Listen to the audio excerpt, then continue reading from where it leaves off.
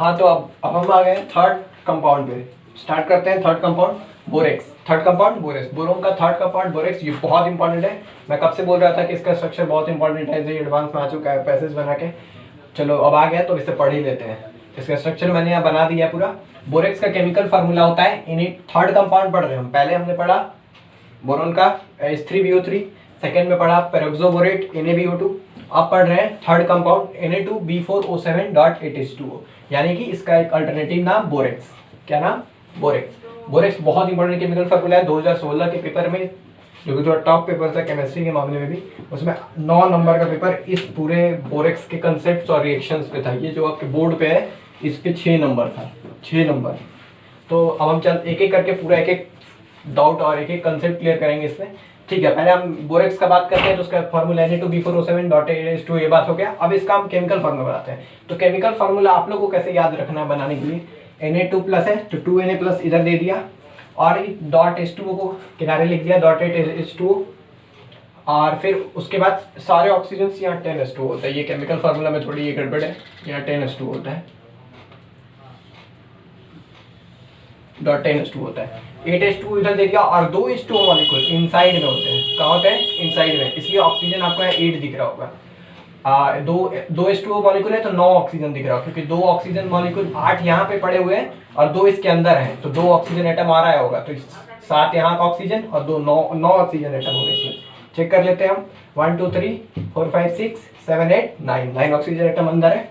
ठीक है, अब इसके अंदर के स्ट्रक्चर को हम कैसे बनाएंगे रफ में मैं बताता हूँ। यहाँ पे बहुत ध्यान से देखिएगा आप लोग कि ये स्ट्रक्चर आप लोग को बनाना कैसे है। पहले मैं आराम से 2Na प्लस साइड में लिख दूंगा, 2Na प्लस और इधर .8H2O। 2H2O मैं 10 में से बाहर निकाल लूंगा और 2 इसके अंदर मर्ज कर दूंगा। 2H2O बाहर निकाल लूंगा, 2H2O इसके अंदर मर्ज हो जाएंगे। बस इस बात का ध्यान रखना है। तो इसमें 4 हाइड्रोजन और आ गया और ऑक्सीजन का वैल्यू 9 हो गया। तो पहले हमारे पास Na2 प्लस की है, तो Na2 प्लस इस फॉर्मूले से हट के यहाँ आ गया। अब B4 है, B4 है और इसका 2H2O मॉलिक्यूल अंदर आया तो 2 ऑक्सीजन एटम और बढ़ गए। हम बस ये ट्रिक बता रहा हूँ कैसे ये डायग्राम को बनाना है। 2 ऑक्सीजन मॉलिक्यूल हाइड्रोजन चलता है और हाइड्रोजन का वैल्यू 4। अब इनको हमको अरेंज करना है। तो पहले हम B को सिमेट्रिक फॉर्म में ऐसे लिख देते हैं, B। मैं आप लोगों को सिखा रहा हूँ कि कैसे बनाना है इसका स्ट्रक्चर। और फिर ऑक्सीजन को, हर एक ऑक्सीजन को एक बीच में डाल देते हैं, फिर बॉन्ड बना लेते हैं ऐसे। ये हो गया। फिर जो भी हर बोरोन को एक OH दे देते हैं, इधर वाले को O माइनस देते हैं। क्या देते हैं? O माइनस, और इधर वालों को OH, इधर वालों को OH। हो गया 2 OH इधर, 2 माइनस इधर, और एक बीच में ऑक्सीजन ब्रिजिंग होता है। कैसा होता है? ब्रिजिंग। एक बीच में ऑक्सीजन ब्रिजिंग होता है। पहले 4 बोरोन बनाया, बीच बीच में 4 ऑक्सीजन दिया, इधर O माइनस दिया, इधर OH दिया, फिर उसके बाद एक ब्रिजिंग ऑक्सीजन बनाया। ये हमारा बन के रेडी हो गया। यहाँ पर 4 लिख दिया, -2। एक बोरोन पे यहाँ पे -4 और एक बोरोन पे यहाँ पे -4। ठीक, अब हम इसके बाद स्टार्ट करते हैं आगे का। ये मैं इसको इरेज कर देता हूँ, ये तो बस समझाने के लिए था कि कैसे ये स्ट्रक्चर बनाना है। तो ये आप लोग ध्यान रखेंगे कि इसका स्ट्रक्चर बनाना बहुत इंपॉर्टेंट है, और इसमें 2-3 और इम्पॉर्टेंट बात होता है स्ट्रक्चर से रिलेटेड, वो मैं भी करने वाला हूँ। इसको फिर से ड्रॉ कर लेते हैं। तो यहाँ पे आते हैं हम। पहले हमने ये बनाया B, पहले 4B बनाया, फिर उसके बीच में 4 O रखा, फिर एक ऊपर O माइनस, एक नीचे O माइनस, फिर यहाँ पे बोरोन माइनस, फिर यहाँ पे बोरोन माइनस हो गया, बोरोन माइनस हो गया। ठीक है, O माइनस और O माइनस, फिर BOH और BOH। ये हो गया पूरा टोटल डायग्राम। अब आगे स्टार्ट करते हैं। ये हो गया। और इसके बाद एक और बात यहाँ पे इंपॉर्टेंट होता है कि ये पूरा डायग्राम बनाने के बाद आपको ये क्लियर होना चाहिए, ये जो पूरा मैंने ऐसे ये ब्लैक बैक से डॉटेड जो बनाया हुआ है पूरा, ये डॉट, ये पूरा लाइन, ये O माइनस, ये B माइनस, ये O, ये B माइनस, ये O माइनस, ये पूरा लाइन जिसपे स्टार लगा हुआ है जिस एटम्स पे, वो सब सिर्फ sp3 होते हैं। क्या होते हैं? sp3। सिर्फ यही एटम इस बॉक्स के अंदर sp3 हैं जिन पे स्टार लगाया हुआ। क्या है? sp3, hybridisation. sp3 क्या होता है अगर आपको नहीं पता है तो केमिकल बॉन्डिंग पढ़ने के बाद आपको हाइब्रिडाइजेशन का टाइप पता चल जाएगा कि हर एक एलिमेंट कैसे बॉन्ड, हर एक एलिमेंट एक कंपाउंड में कैसे बॉन्डेड है, उसके लिए हम हाइब्रिडाइजेशन डिफाइन करते हैं। तो यहाँ पे इन बंदों का ये जो भी लाइन बना हुआ है, ये पांचों का हाइब्रिडाइजेशन sp3 है, और जो भी बच गए बाकी 5, ये बोरोन, ये ऑक्सीजन, ये और ये, इन पे मैं लगा देता हूँ राउंड सर्किल। क्या लगा देता हूँ? Round circle. जिन पे राउंड सर्किल लगा हुआ है उन बंदों का हाइब्रिडाइजेशन sp2 है। कैसा है? sp2, ये बहुत इंपॉर्टेंट पार्ट होता है। अभी आपको अगर हाइब्रिडाइजेशन का नॉलेज नहीं है तो वो केमिकल बॉन्डिंग का वीडियो लॉन्च होने के बाद ज़रूर हो जाएगा और बहुत अच्छे से हो जाएगा, अगर नहीं भी आता है तो ये जिन बंदों पे ये लगा हुआ है राउंड राउंड वाला सर्किल, ऑक्सीजन पे राउंड वाला सर्किल है, तो इसका हाइब्रिडाइजेशन sp2 होगा, इसका भी sp2 होगा, इसका भी sp2 होगा, इसका भी sp2 होगा और बोरोन, दोनों बोरोन का sp2 होगा। तो इसमें हम एक बार लिख लेते हैं फाइनली कि हमें कितने बोरोन sp2 है। बोरोन एक sp2, दो sp2, 2 sp2 बोरोन्स हैं, 2 sp2 हाइब्रिडाइजेशन वाले बोरोन्स हैं। अब बात करते हैं कितने बोरोन sp3 हैं। sp3 कितने, 1 2, 2 बोरोन sp3 है, 2 बोरोन sp3। कितने ऑक्सीजन एटम्स sp2 है, 1 2 3 4 5 5 6, 1 2 3 4 5 6 ऑक्सीजन एटम sp2 है। और कितने ऑक्सीजन sp3 है, तो जो वो ये जो बीच वाला लाइन है वो क्या है, sp3। तो 1 2 और 3 ऑक्सीजन एटम sp3, यहाँ लिखना होगा 3। तो ये हमने ये डिटेल दे दिया कौन कौन से एटम sp3 sp2 होते हैं। ये मैंने ऐसा इसलिए किया क्योंकि ये बहुत सारे एग्जाम्स में पूछा जाता है कि कौन कौन से sp2, ये एलिमेंट sp2 क्यों है, ये मैं आपको समझा सकता हूँ अगर आपको रेजोनेंस के बारे में पता है तो। अगर नहीं पता है तो आप ऑर्गेनिक में पढ़ लोगे वीडियोस में। बोरोन के पास यहाँ पे एक वैकेंट p ऑर्बिटल होता है। क्या होता है, वैकेंट p ऑर्बिटल। उसमें ये ऑक्सीजन के लोन पेयर्स रेजोनेंस कर सकते हैं। यहाँ पे इसके पास एक वैकेंट p ऑर्बिटल होता है। इसमें यहाँ ऑक्सीजन के जो लोन पेयर्स हैं वो रेजोनेंस कर सकते हैं, ये लोन पेयर और ये वैकेंट p ऑर्बिटल रेजोनेंस कर सकते हैं। अगर आपको नहीं ज्ञान है रेजोनेंस का अच्छे से, कब रेजोनेंस पॉसिबल होता है कब नहीं, तो आप हड़बड़ाएंगे नहीं, बस वीडियोस आने का वेट करेंगे। वैकेंट p ऑर्बिटल होता है बोरोन के पास। अगर 3 बॉन्ड बना हुआ है तो यहाँ 4 बॉन्ड था तो उसके पास कोई वैकेंट p ऑर्बिटल नहीं था, इसलिए ये रेजोनेंस नहीं करेगा, ये रेजोनेंस नहीं करेगा, तो ये sp3 हो गया, इसलिए 2 sp3। लेकिन इसके पास वैकेंट p है और इसके पास भी वैकेंट p है, इसलिए ये ऑक्सीजन ये ऑक्सीजन ये ऑक्सीजन तीनों एक ही जैसे हैं तो तीनों भी रेजोनेंस कर सकते हैं, इसलिए इनका भी कॉन्फ़िगरेशन sp2 हो गया है। ये 3 और ये 3 6, और ये इसके का वैकेंट p है और इसके पास लोन पेयर है, यहाँ पे रेजोनेंस पॉसिबल हो जाएगा। इसलिए इसका हाइब्रिडाइजेशन कितना है, sp2। 2 बोरोन का हाइब्रिडाइजेशन कितना हो गया, sp2। तो यहाँ पे इसलिए हो पा रहा है, यहाँ इसलिए क्यों नहीं हो पा रहा, क्योंकि यहाँ पे p ऑर्बिटल वैकेंट नहीं है और यहाँ पे p ऑर्बिटल वैकेंट है, इसलिए ये 2 बोरोन का हाइब्रिडाइजेशन sp2 है, बाकी ये दोनों का हाइब्रिडाइजेशन sp3। और ये ऑक्सीजन एटम्स रेजोनेंस कर ही नहीं पाएंगे क्योंकि इसके पास वैकेंट p नहीं है, ये भी नहीं कर पाएगा, ये भी नहीं कर पाएगा, ये भी नहीं कर पाएगा, ये भी नहीं कर पाएगा, इसलिए ये 3 ऑक्सीजन एटम sp3 है। ये बहुत इंपॉर्टेंट कंसेप्ट है। अगर आपको नहीं पता है अभी तो रेजोनेंस आने के बाद एक बार वीडियो देखना, तो आपको ये बात बहुत क्लियर हो जाएगा कि मैं क्या बोल रहा हूँ, क्या sp2 क्या sp3 कैसे डिसाइड कर ले रहा हूँ, आप भी बहुत इजीली कर लोगे। चलो ठीक है, अब आते हैं इसके प्रॉपर्टीज पे। स्ट्रक्चर अच्छे से एक्सप्लेन कर दिया, बनाना बता दिया, ये sp2 sp3 बता दिया, ये इसके और ये एक मॉलिक्यूल की एक और बात बताता हूँ, ये नॉन प्लेनर मॉलिक्यूल होता है, मतलब एक प्लेन में नहीं होता है, बस दैट्स ऑल। बोरेक्स की इतनी पीएचडी स्ट्रक्चर पे मोर देन एनफ है। अब आगे बढ़ते हैं। ये कलरलेस मॉलिक्यूल होता है। बोरेक्स कैसा मॉलिक्यूल होता है, कलरलेस सॉल्ट होता है। कलरलेस कैसा होता है, एसिड नहीं है, बेस नहीं है, ये सॉल्ट है। जब हम इसका एक्वस सॉल्यूशन बनाएंगे, सॉल्ट का एक्वस सॉल्यूशन या तो एसिडिक होता है या तो बेसिक होता है। अगर वीक एसिड का सॉल्ट है, अगर सॉरी स्ट्रॉन्ग एसिड का सॉल्ट है तो उसका एक्वस सॉल्यूशन एसिडिक होगा। अगर स्ट्रॉन्ग बेस का सॉल्ट है तो उसका एक्वस सॉल्यूशन बेसिक होगा। तो ये बेसिक सॉल्यूशन होता है। इसका सॉल्यूशन कैसा होता है, बेसिक सॉल्यूशन। यहाँ पे लिखा हुआ है मैंने, aqueous solution of borax is basic and act as buffer. Buffer क्या है, हम वहाँ रिएक्शंस में बात करेंगे, अभी इसको स्किप करते हैं इस पॉइंट को। बस इतना पता होना चाहिए कि ये बेसिक नेचर का होता है ये कंपाउंड। बेसिक सॉल्ट बोल सकते हो इसको, क्या बोल सकते हो, बेसिक सॉल्ट। ये नॉन प्लेनर मॉलिक्यूल होता है और कलरलेस होता है देखने में, ये कोई इंपॉर्टेंट पॉइंट है, और ये नॉन प्लेनर होता है। ये आपको हिंट दे सकते हैं, क्वालिटेटिव एनालिसिस में क्लू दे सकते हैं कि ये मॉलिक्यूल कलरलेस है, उसके पास 2 sp2 और 2 sp3 एटम्स है, और कुछ हिंट दे देंगे जिससे आपको बताना होगा कि ये कोई और नहीं, कौन सा है, बोरेक्स। अगर अपन स्मार्ट है तो अपन का इतना दिमाग चलता है तो इतने चीज़ों से कंक्लूड कर लेंगे। तो ये सब पॉइंट्स बहुत इंपॉर्टेंट है। Colourless, non planar, basic salt है लेकिन बेसिक है, और फिर ये इसका ये फॉर्मूला। फिर उसके बाद अब हम इसका अब आगे बढ़ते हैं, इसको अच्छे से नोट कर लो, और डायग्राम बहुत अच्छे से सीखना है कैसे बनाना है, कितने एटम्स sp2 है, कितने एटम sp3, बहुत इंपॉर्टेंट पॉइंट है ये एडवांस के पॉइंट ऑफ व्यू से। ठीक है, अब इसके आगे बढ़ते हैं, इसको आप लोग नोट टाइम कर लो। अभी देर आते हैं मेथड ऑफ प्रिपरेशन पे। मेथड ऑफ प्रिपरेशन, कैसे हम लोग बोरेक्स को बना सकते हैं बोरेक्स को।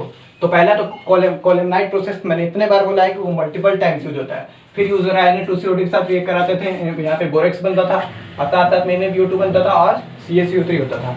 अगर आपको याद है, एक और बात मैं फिर से बोल देता हूँ क्योंकि बार बार यह लिखने से ही याद होता है, NaBO2 में अगर हम CO2 पास करा दे तो वो भी इसमें कन्वर्ट हो जाता है। NaBO2 में अगर CO2 पास करा दे तो NaBO2 में अगर CO2 पास करा दे तो वो भी बोरेक्स में कन्वर्ट हो जाता है। वैसे कोलेमनाइट को अगर सोडियम कार्बोनेट से रिएक्ट कराएंगे तो यहाँ पे कैल्शियम कार्बोनेट की व्हाइट पीपीटी बनती थी। ये तो रिपीटेड रिएक्शन हम लोग 2-3 बार पढ़ चुके हैं। व्हाइट पीपीटी बनती थी और साथ में Na2BO4O7 बनता था। तो ये बोरेक्स है, इसी का नाम बोरेक्स होता है। यही तो मैं बनाना था। अब हमने एक ही पढ़ना है हमारे सिलेबस में, एक ही इसका मेथड ऑफ प्रिपरेशन और भी होता है, लेकिन अपने जेईई और मतलब कॉम्पिटिटिव एग्जाम्स के रिलेवेंट नहीं है बाकी। अब आते हैं रिएक्शंस पे। आपको वही चीज़ें पढ़ाई जा रही हैं जो कॉम्पिटिटिव एग्जाम के रिलेवेंट है और जो पढ़ना चाहिए, कुछ फालतू का कुछ नहीं पढ़ाया जा रहा है।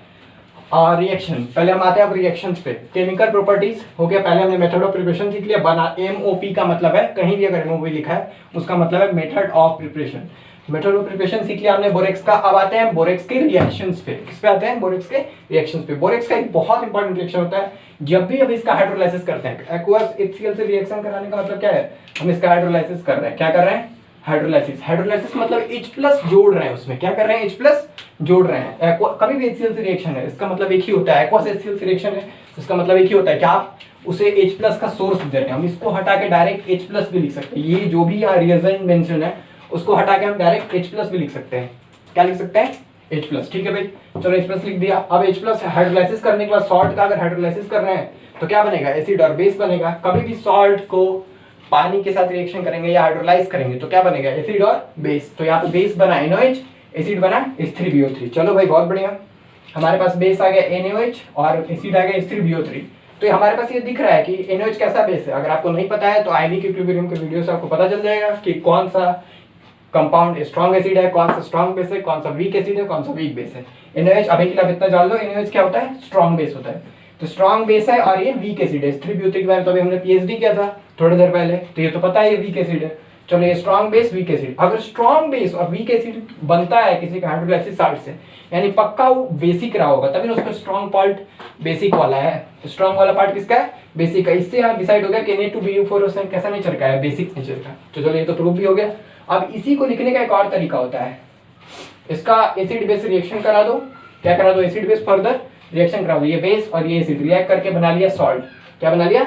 सॉल्ट। और साथ में H3BO3 भी बच जाता है थोड़ा बहुत, क्योंकि वो पूरा रिएक्ट नहीं कर पाता, क्योंकि ये 2 मोल है और ये 4 मोल है। तो 2 मोल से रिएक्ट करता है और इसका 2 मोल बचा रह जाता है। क्या होता है? 2 मोल बेस 2 मोल एसिड से रिएक्ट कर जाता है, लेकिन 2 मोल इसका जो बचता है वो यहाँ पे भी पड़ा हुआ है और 2 मोल का सॉल्ट बन गया है। ये जो सॉल्ट है इसमें वीक एसिड इन्वॉल्व है, WA मतलब वीक एसिड, और SB का मतलब strong base. NaOH strong base, weak acid strong base. WASB यहाँ ये नोटेशन आयनिक इक्विलिब्रियम में यूज होता है। अगर आपको क्लियर नहीं है तो मैं बता देता हूँ, ये साल्ट्स के टाइप लिखने का तरीका है।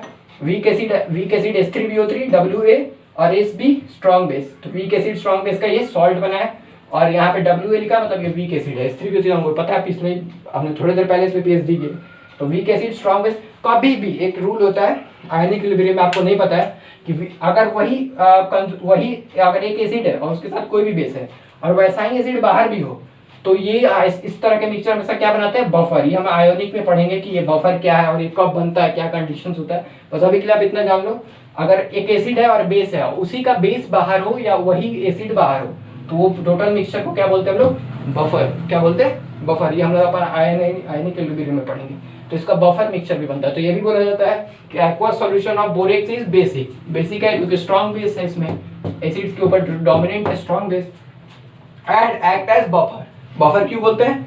क्योंकि ये दोनों फर्दर रिएक्ट करके ये बना देता है कंपाउंड, ये दोनों फर्दर रिएक्ट करके ये और ये बना देता है। तो इसमें वीक एसिड स्ट्रॉन्ग बेस है और वही उसी वीक वाला पार्ट बाहर भी है, वीक वाला पार्ट बाहर भी बचा हुआ है, इसलिए ये बन गया बफर। तो ये इंपॉर्टेंट बात होता है, इसके रिएक्शन से क्या बनता है? बफर।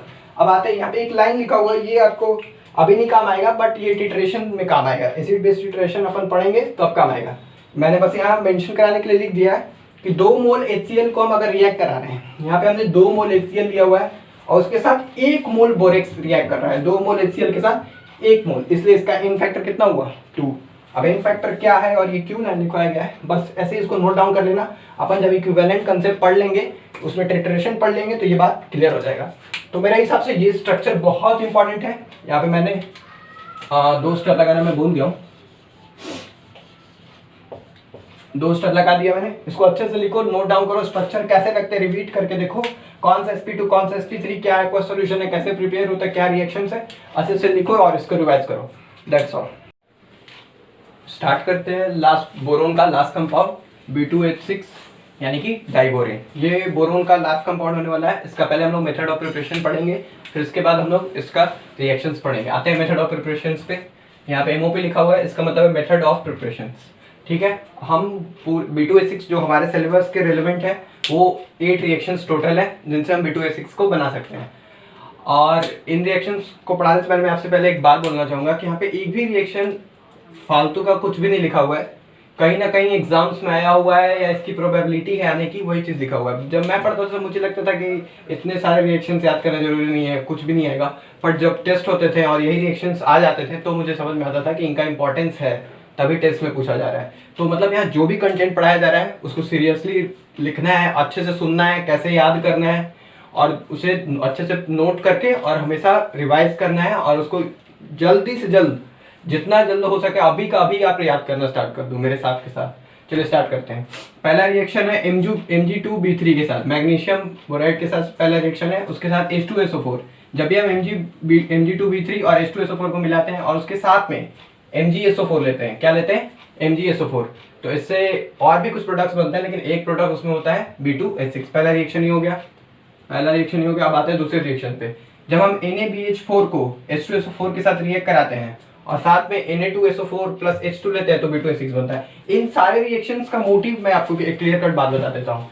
इन सब रिएक्शंस में हम एक ही काम कर रहे हैं, हाइड्राइड बना रहे हैं। ये क्या है, ये बोरोन का हाइड्राइड है। तो हाइड्राइड पे माइनस चार्ज होता है, हाइड्रोजन पे हाइड्राइड में माइनस चार्ज होता है। कैसे चार्ज होता है, हाइड्रोजन पे माइनस चार्ज। तो माइनस चार्ज, इस पे नेगेटिव चार्ज लाने के लिए बस हम यहाँ पे चीजों को रिप्लेस कर रहे हैं, कुछ कुछ सोर्स लगा के, जो ऐसा जो रिड्यूसिंग एजेंट पूरा, ये सब कुछ नहीं है, बस ये सब रिड्यूस करने का पूरा पैरामीटर्स होते हैं। ये रिएजेंट्स कुछ नहीं कर रहे हैं, बस ये दोनों मिलकर ऐसा काम कर रहे हैं कि ये मैग्नीशियम हाइड्रोजन से रिप्लेस हो जाए और यहाँ पे हाइड्रोजन आके ऐड हो जाए। सारे रिएक्शंस में एक ही काम हो रहा है, बस बोरोन का रिडक्शन हो रहा है। क्या हो रहा है, रिडक्शन। रिडक्शन मतलब H हाइड्रोजन का एडिशन। चलो ठीक है, अब आते हैं थर्ड रिएक्शन। ये रिएक्शन बहुत इंपॉर्टेंट है, B2O3 वाली रिएक्शन बहुत इंपॉर्टेंट है। ये B2O3 plus 2 aluminium plus 3H2, I think ये NCERT में मेंशन है और ये रिएक्शन बहुत इंपॉर्टेंट है। सारे रिएक्शंस में से सबसे ज्यादा इंपॉर्टेंट ये रिएक्शन है।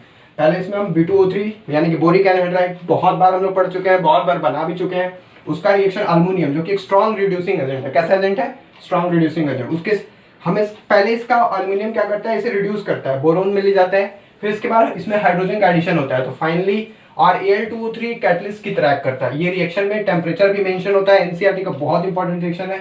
150 डिग्री सेल्सियस टेम्परेचर होना चाहिए और हाई प्रेशर होना चाहिए, ये दोनों मेंशन होता है। और साथ साथ में Al2O3 कैटलिस्ट की तरह एक्ट करता है। आप कहीं भी आपको Al2O3 मिले तो एक बार जरूर दिमाग में रखना कि कहीं वो रिएक्शन रिड्यूसिंग रिएक्शन तो नहीं है। Al2O3 बहुत ही ड्राई एटमोस्फेयर क्रिएट करता है, जिससे कारण रिडक्शन करना बहुत आसान होता है। तो इसके कारण B2O3 पहले रिड्यूस होता है बोरोन में, फिर हाइड्रोजन का इसमें एडिशन हो जाता है और फाइनली B2H6 हमें प्रोडक्ट मिल जाता है। ये रिएक्शन बहुत इंपॉर्टेंट है। और ये चौथा रिएक्शन पे आते हैं। अब हम चौथे पे, ये नोट पॉइंट है, डबल स्टार मैंने यहाँ लगाया है। अब चौथा रिएक्शन है बोरोन क्लोराइड के साथ हाइड्रोजन एक्सेस में। ध्यान रखिएगा, कहीं भी अगर एक्सेस लिखा रहता है इसका मतलब कि सिर्फ H2 लिखने से आपका काम नहीं चलेगा, आपको साथ में एक्सेस भी लगाना पड़ेगा। इसका मतलब हाइड्रोजन ज्यादा क्वांटिटी में है। अब जब हम इसका इससे रिएक्शन कराएंगे तो ये सारे क्लोरीन को, हाइड्रोजन क्लोरीन को रिप्लेस कर देगा और B2H6 बन जाएगा। ये हीट इसके लिए लिखा हुआ है। ये रिएक्शन ऐसे जा रहे हैं और हीट, थोड़ा सा यहाँ पे हीट का भी जरूरत होता है। किसका जरूरत होता है, इसलिए फोर्थ रिएक्शन के लिए हमें हीट का भी जरूरत होता है। फोर्थ रिएक्शन के लिए हमें हीट का भी जरूरत है और यहाँ पे कुछ नहीं है, यहाँ पे कुछ नहीं है, बस डायरेक्ट हीट करना है BCl3 और H2 को, B2H6 हमें मिल जाता है। अब आते हैं पांचवें रिएक्शन पे। पांचवें रिएक्शन पे जब हम आते हैं तो हमारे पास LiH और NaH जो कि बहुत स्ट्रॉन्ग रिड्यूसिंग एजेंट है। लिथियम हाइड्राइड और सोडियम हाइड्राइड बहुत स्ट्रॉन्ग रिड्यूसिंग एजेंट है। इनका काम होता है हाइड्रोजन एडिशन करना। और हमें ये रिएजेंट दो तरीके से लिखे मिल सकते हैं, या तो NaBF4 मिल सकता है या हमें BF3 और NaF मिल सकता है लिखा हुआ। BF3 NaF लिखने का मतलब कुछ नहीं है, ये दोनों कंबाइन होकर NaBF4 बना लेते हैं। फिर उसके बाद NaBF4 यहाँ पे फ्लोरीन, क्योंकि बहुत ज्यादा इलेक्ट्रोनेगेटिव होता है तो बस उसके लिए हमें स्ट्रॉन्ग रिड्यूसिंग एजेंट चाहिए जो फ्लोरीन को रिप्लेस करके हाइड्रोजन को बोरोन के साथ रिएक्ट करा दे। ठीक है, फिर ये हो गया। अब यहाँ पे हमें फाइनल प्रोडक्ट मिल जाता है B2H6 लिथियम हाइड्राइड और NaH के साथ। हमें ये रिएक्शन कराने के बाद BF3 NaF कराते हैं तो इससे ये बनता है NaBF4 बोल दो, या फिर रिएजेंट्स में भी लिखा हो सकता है कि BF3 प्लस NaF, इससे ये प्रोडक्ट बनता है पहले। फिर उसके बाद हम हाइड्रोजन रिप्लेस करा देते हैं फ्लोरीन से। किससे रिप्लेस करा देते हैं? फ्लोरीन से, क्योंकि ये बहुत ही स्ट्रॉन्ग रिड्यूसिंग एजेंट है। हमेशा ध्यान में रखिए, कभी भी अगर आपको फ्यूचर में LiH और NaH मिलता है तो हमेशा ध्यान रखिए बहुत स्ट्रॉन्ग रिड्यूसिंग एजेंट्स हैं। कैसे एजेंट्स हैं? Reducing agents. आपको रिएजेंट्स का आइडिया जरूर होना चाहिए, बस आप चीजें रिएक्शंस मत याद करिए, यहाँ पे कंसेप्ट सीखिए कि LiH NaH कहीं भी आते हैं तो वो हाइड्राइड बनाने के लिए यूज होते हैं। क्या बनाने के लिए यूज होते हैं? यहाँ पे बोरोन का हाइड्राइड बन रहा है, कुछ थोड़ी देर बाद हम नाइट्रोजन का हाइड्राइड पढ़ेंगे, फिर फास्फोरस के हाइड्राइड पढ़ेंगे, फॉस्फीन, बहुत सारी चीजें पढ़ेंगे। लेकिन आपका ये कंसेप्ट क्लियर होना चाहिए कि LiH और NaH कैसे एक्ट करते हैं, रिड्यूसिंग एजेंट्स की तरह एक्ट करते हैं। स्ट्रॉन्ग लिखना है जरूरी है, स्ट्रॉन्ग भी आप साथ साथ में लिख लें। स्ट्रॉन्ग रिड्यूसिंग एजेंट्स की तरह एक्ट करते हैं ये। यहाँ पे ये फ्लोरीन को रिप्लेस कर देंगे और यहाँ पे B2H6 फॉर्म हो जाएगा। और फिर आगे आते हैं, और एक बात ध्यान रहे, बहुत बच्चे सोचते हैं कि जब भी कोई चीज रिड्यूस होता है तो उसकी इलेक्ट्रोनेगेटिविटी पे बहुत चीजें डिपेंड करती हैं। जैसे बोरोन का इलेक्ट्रोनेगेटिविटी होता है 2, कितना होता है? 2। वहीं पे हाइड्रोजन का इलेक्ट्रोनेगेटिविटी होता है 2.1। तो हाइड्रोजन ज्यादा इलेक्ट्रोनेगेटिव होने के कारण यहाँ पे H माइनस के फॉर्म में है और बोरोन प्लस के फॉर्म में है। कोई भी अगर कंपाउंड बनता है तो पहले इलेक्ट्रोनेगेटिविटी से डिसाइड करते हैं कि कौन सा एलिमेंट माइनस चार्ज के साथ रहेगा और कौन सा एलिमेंट प्लस चार्ज के साथ रहेगा। हाइड्रोजन की इलेक्ट्रोनेगेटिविटी ज्यादा होने के कारण 2.1 होने के कारण यहाँ पे हाइड्रोजन माइनस के फॉर्म में होता है और बोरोन यहाँ पे प्लस ऑक्सीडेशन स्टेट में होता है। हाइड्रोजन -1 के साथ है और बोरोन +3 के साथ है। ये बात इंपॉर्टेंट है, मैं थोड़ा इरेज कर देता हूँ।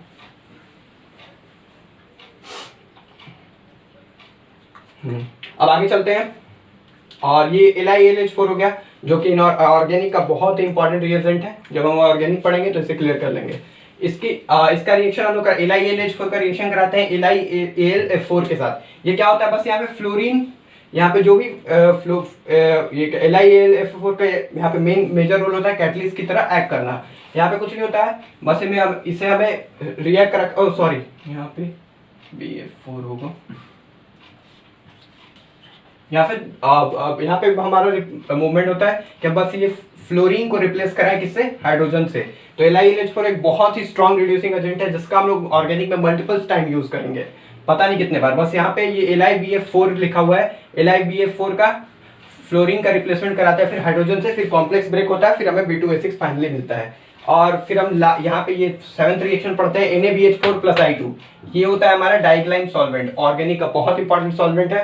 बाद में पढ़ेंगे इसके प्रॉपर्टीज, लेकिन पहले ये जान लेते हैं कि रिएक्शन यहाँ पे डाइक्लाइन सॉल्वेंट लेते हैं, उसका कंटेंट होता है NaBH4 + I2।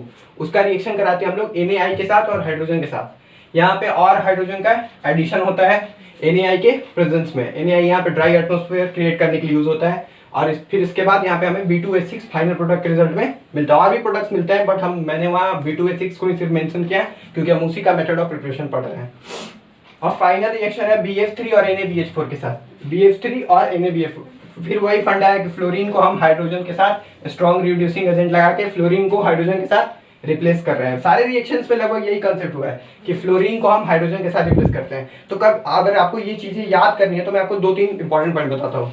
कभी भी आपको लगे कि रिड्यूसिंग एजेंट्स यूज हो रहा है और फ्लोरीन भी है बोरोन के साथ और आपको फील हो रहा है कि हाइड्रोजन एडिशन हो सकता है, तो आप जरूर ध्यान में रखना, ये तरीका बहुत इंपॉर्टेंट होता है याद करने के लिए।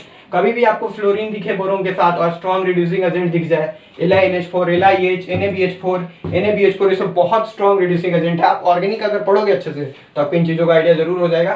तो आपके दिमाग में जरूर होना चाहिए कि B2H6 तो एक प्रोडक्ट होगा ही होगा। ये मैंने आपको तरीका बताया कि कैसे आप चीजों को याद करेगा। अच्छे से इसको नोट डाउन करो और जो कंसेप्ट बताया उस पर ध्यान दो।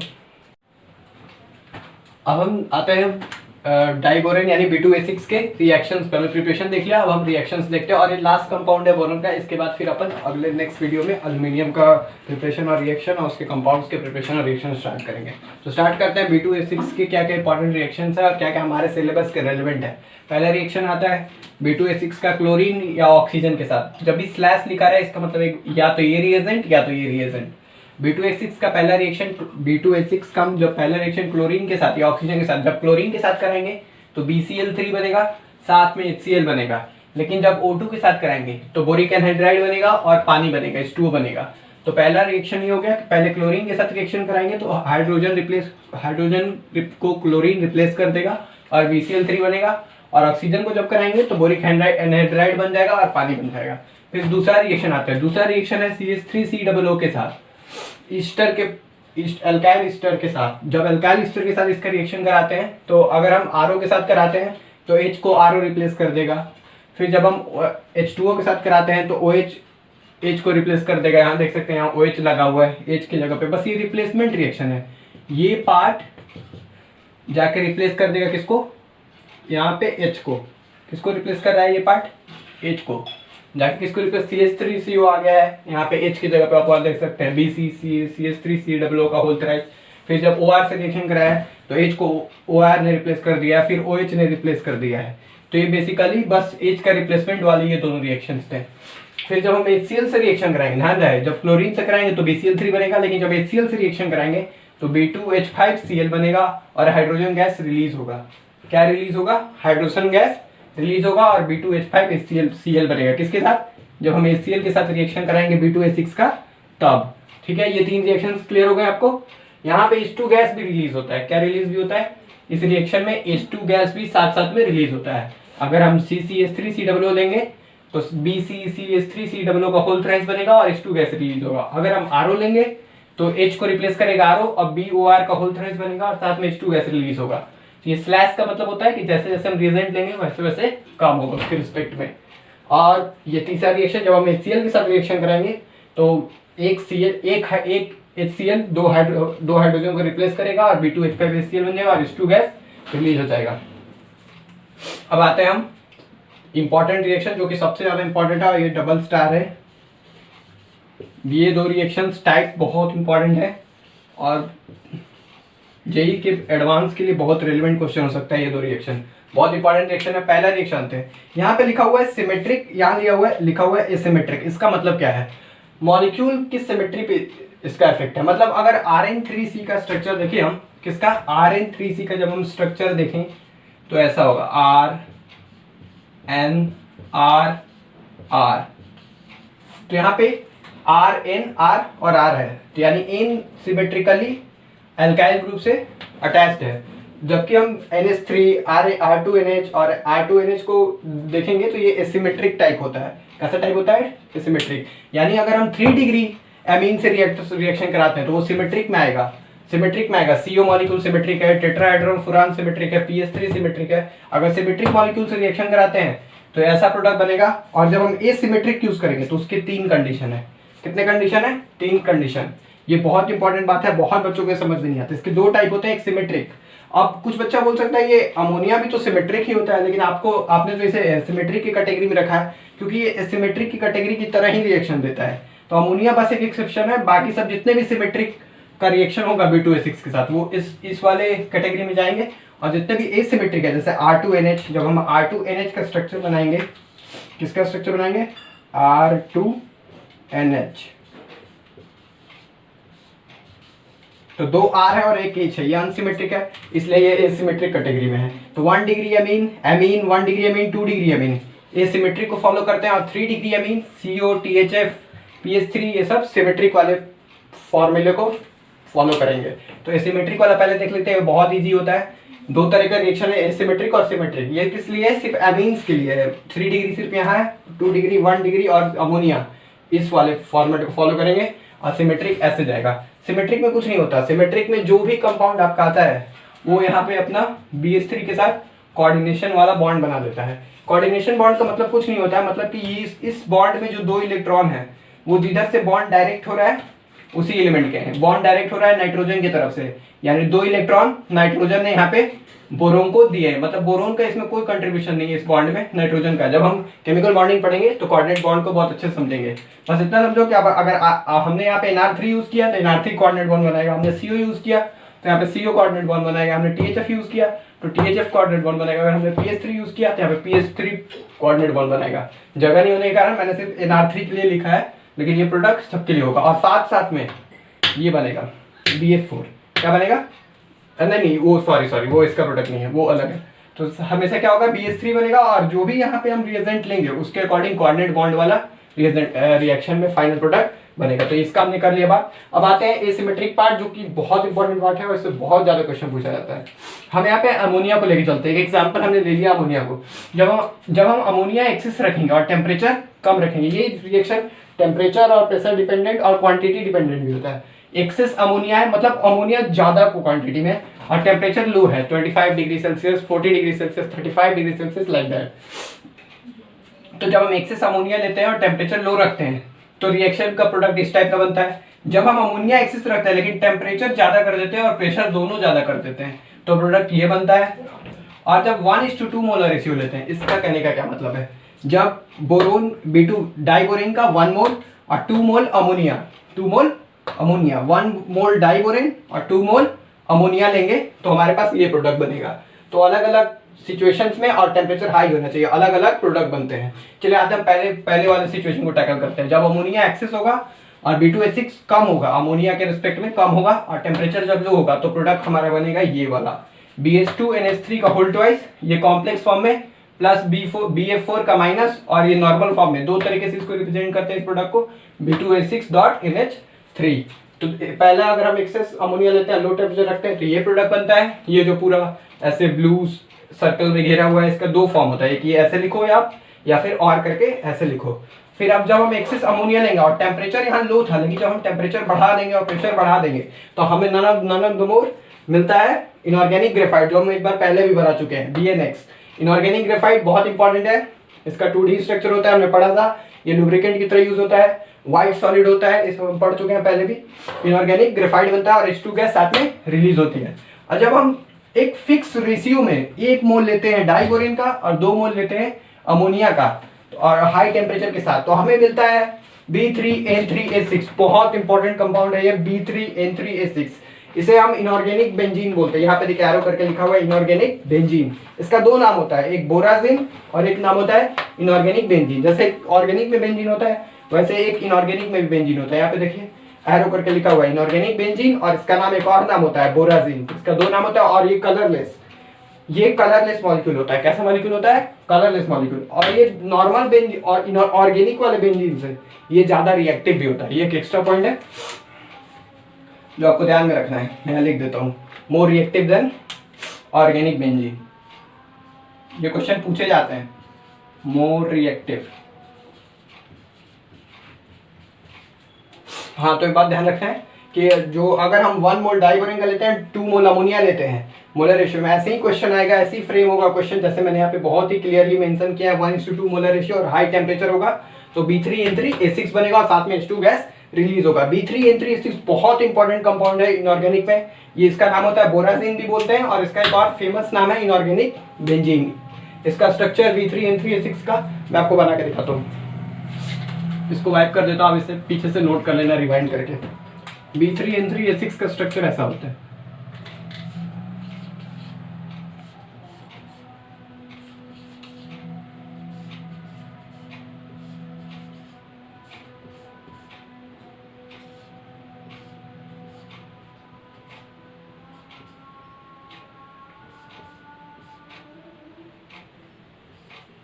B3N3 और H6।